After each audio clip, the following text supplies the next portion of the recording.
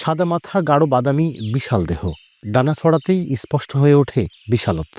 প্রায় ৮ ফুট বিস্তৃত ডানার এই পাখিটি দেখতে দানবাকৃতির হলেও আসলে একদমই নিরীহ।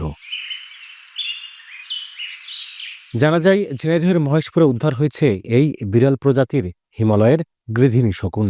মঙ্গলবার রাতে মহেশপুর উপজেলার নাটিমা গ্রামে অসুস্থ অবস্থায় মাটিতে পড়ে থাকতে দেখা যায় বিশাল এই পাখিটিকে।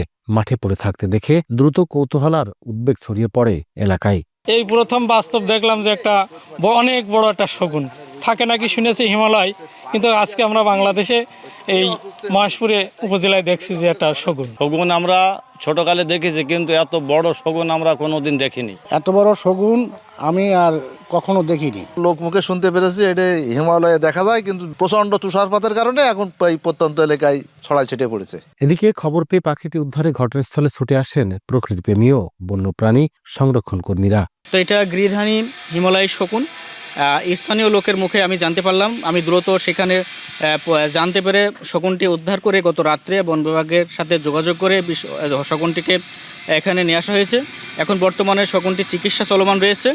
এটা সুস্থ হলে আবার প্রকৃতিতে অবমুক্ত করা সম্ভব হবে বলে আমার মনে হয়। ডিসেম্বর জানুয়ারিতে হিমালয়ে প্রচণ্ড শীত পড়ে। তখন এসব শকুন অনেক দূরে চলে আসে। ধারণা করা হচ্ছে দীর্ঘ পথ পাড়ি দিতে গিয়ে খাবারের সংকটে অসুস্থ হয়ে পড়েছে পাখিটা। এদিকে উপজেলা প্রশাসন বলছে শকুনটির চিকিৎসার ব্যবস্থা করা হয়েছে। সুস্থ হলে বনে করা হবে অবমুক্ত। বিরল প্রজাতির শকুন উদ্ধারের বিষয়টি আজ সকালে জানতে পেরে চিকিৎসার ব্যবস্থা করি।